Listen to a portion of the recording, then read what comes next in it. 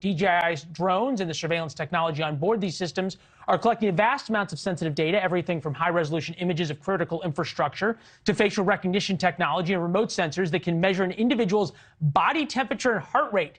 These are not just toys. No, all of that data can be accessed by the Chinese government, no matter who is flying the drone.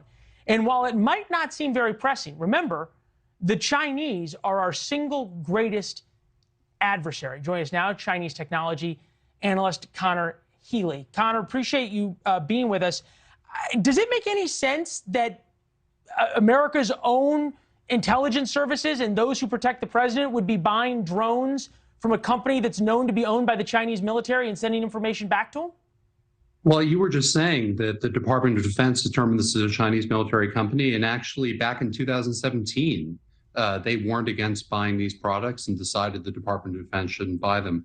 I mean, if you want to talk about Chinese influence in the U.S., I think that one of the first places you should start is that it's time for America to have a consistent message on buying these technologies. Look, either they're a national security risk or they're not. But if they're a national security risk, why is the Secret Service buying them?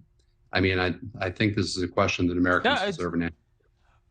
What I think is interesting is that China makes no distinction between the public and the private sector. We in America do. But you think about, okay, I'm buying a friend or a kid, my son, I don't have one, but if I did a drone, my parents bought me a drone. I love it. It's a lot of fun to fly around. I assume the Chinese are watching all the video that I get as I fly around. But at the same time, they fly over every piece of rail line in America. They fly over the border. They fly over power lines, pipelines, nuclear power plants, everything. We have to just assume the Chinese has all this data, correct? I think if I were a federal official, that's the assumption I would make if I were making these purchases. It would be foolish to think otherwise. We had somebody on last night, Congressman Mark Green, last night or 2 nights ago, and he said that even during the Trump administration, which arguably was the toughest on China of any administration in the past 25 or 30 years, there was this constant tug of the China hawks in the defense intelligence apparatuses who said this is a real threat versus the Commerce Department who said if we get tough with the Chinese, they're going to start blacklisting and retaliating against American companies. Is China at this point sort of too big to confront?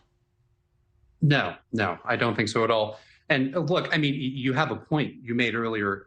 If you were to buy a drone for your son, it would probably be a totally harmless purpose. But the fact is that we're not talking about harmless purposes. We're talking about purchases by the Secret Service. We're talking about purchases by the FBI. The United States needs to start putting a consistent message out about Chinese technology. Thanks for watching. Go to newsnationnow.com to find NewsNation on your television provider. And don't forget to subscribe. Click the red button to get more of NewsNation's fact-driven, unbiased coverage.